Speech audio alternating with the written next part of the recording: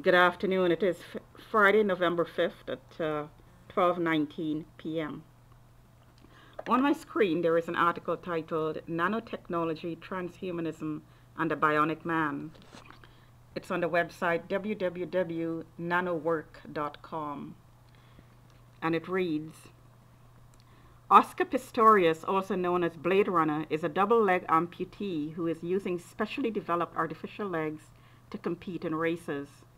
A world record holder in the 100, 200, and 400 meters Paralympic events, Pistorius was denied by the International Association of Athletics Federation his application to participate in the 2008 Summer Olympics.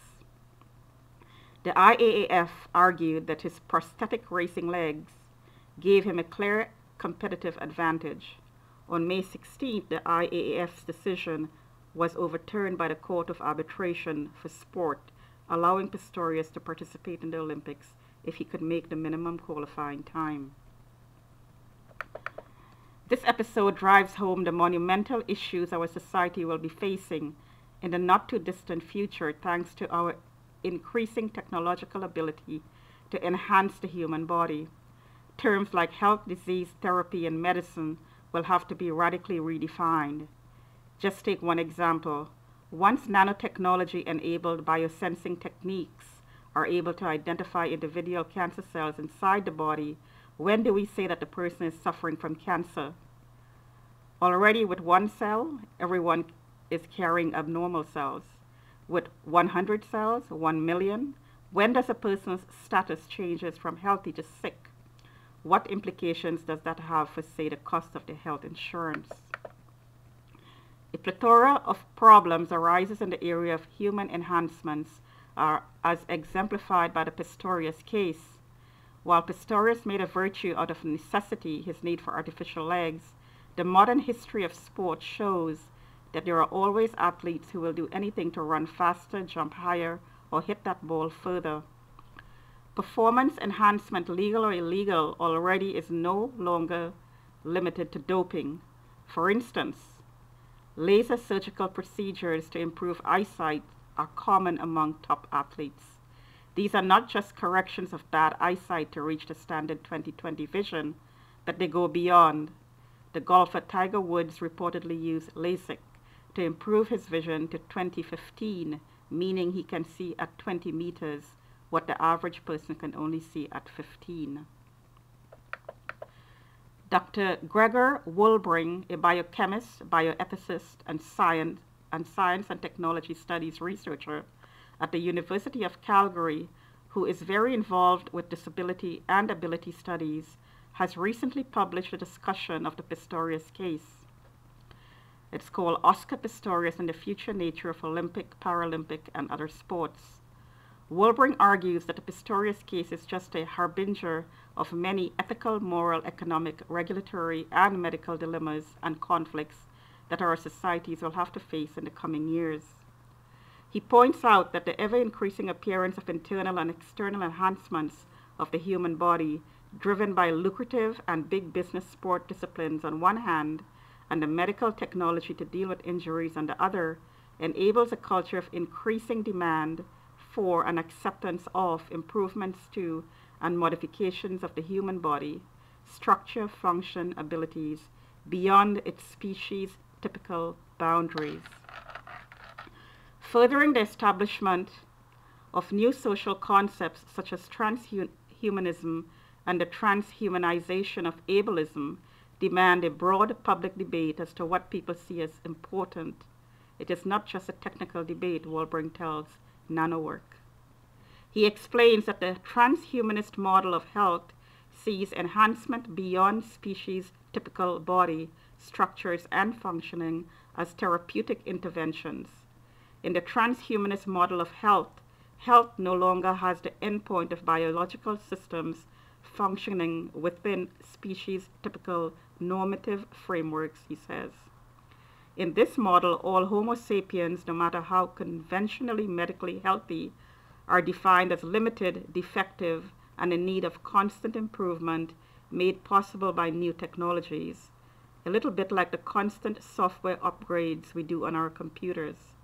Health in this model means having obtained maximum at any given time enhancements, improvement, in bracket, of one's ability, functions, and body structure. He notes that disabled people are seen to play a key role in mainstreaming and increasing the acceptance of beyond species typical functioning of therapeutic enhancements. Transhumanists see the potential of using disabled people as a trailblazer for the acceptance of transhumanist ideas and products. In his paper, Walbring lays out the 3 types of interventions that will be used to enhance the human body. External, temporarily, these are basically tools, for instance, for medical use, such as wheelchairs, or for sporting use, such as high-tech shoes, rackets, etc.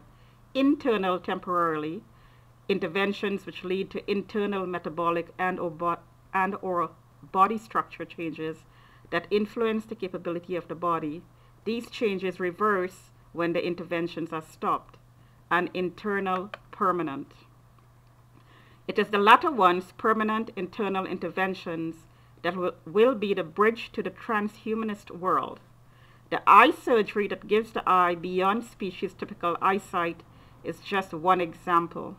And I'm going to digress here a little bit to another site that's called the newscientist.com, newscientist.com. And on here it says, electronic implant allows the blind to see. And there's a video here of, sorry about that, let's go back. There's a video here of a man, a blind man from birth, blind from birth, being able to see with a microchip implant in his eyes, in the retina.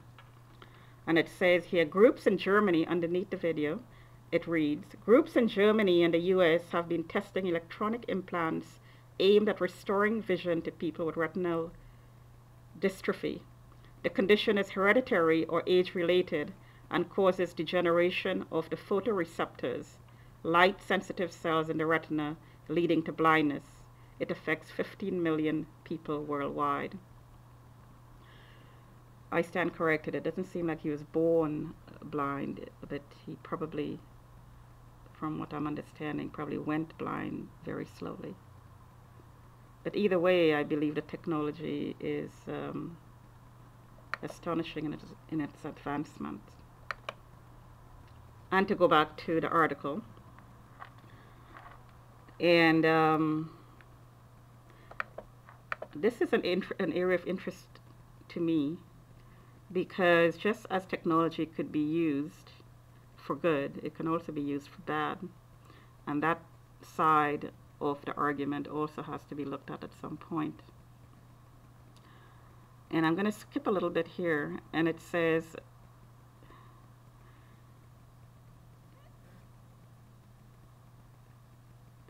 sorry about the delay, I'm just trying to scan here. It says enhancements, skipping a little bit. Enhancement medicine is a new field providing a remedy through surgery, pharmaceuticals, implants, and other means that increasingly would blur the boundaries between therapeutic interventions and performance ability enhancements. And I'm just going to backtrack a little bit here and go back to some points he made about nanotechnology. It says nanobioprocessor, a device for programming complex biological pathways on a chip that mimics responses of the human body and aids the development of corresponding treatments.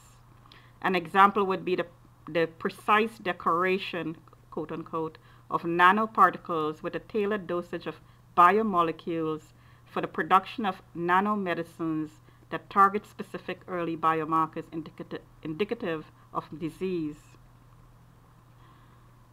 And the second point, self-monitoring of physiological well-being and dysfunction using nano-implant devices. One outcome of combining nanotechnology with biotechnology will be molecular prosthetics. components that can repair or replace defective cellular components such as ion channels or protein signaling receptors. Another result will be intracellular imaging, perhaps enabled by synthetic nanomaterials that can act as contrast agents to highlight early disease markers in routine screening. Through self-delivered nanomedical interventions, patients in the future will be able, in the comfort of their homes, to perform non-invasive treatments autonomously or under remote supervision by physicians. Nanomedical research and intervention monitoring and robotics. Now this is the area that's really interesting here. That's my comment.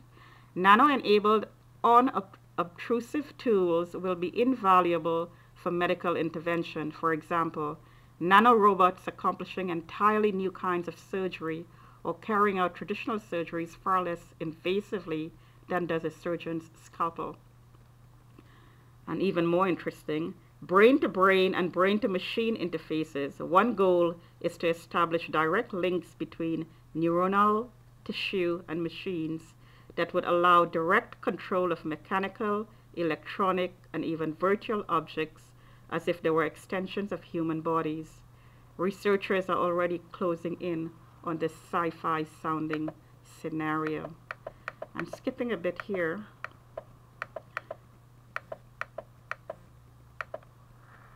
And just to wrap up at the very end, he says, after the discussion, he says, sounds like a good start to making sure that a potentially exciting future doesn't turn into a nightmarish world where a small, rich cast of enhanced superhumans reap the overwhelming majority of benefits of nanomedicine and bionics. And this is written by Michael Berger, and it's copyrighted 2008. My comments on this is that there is a lot of good, obviously, and there could be potentially a catastrophic amount of bad if this technology is being misused and is in the wrong hands. And I'm going to close my presentation here. Thank you.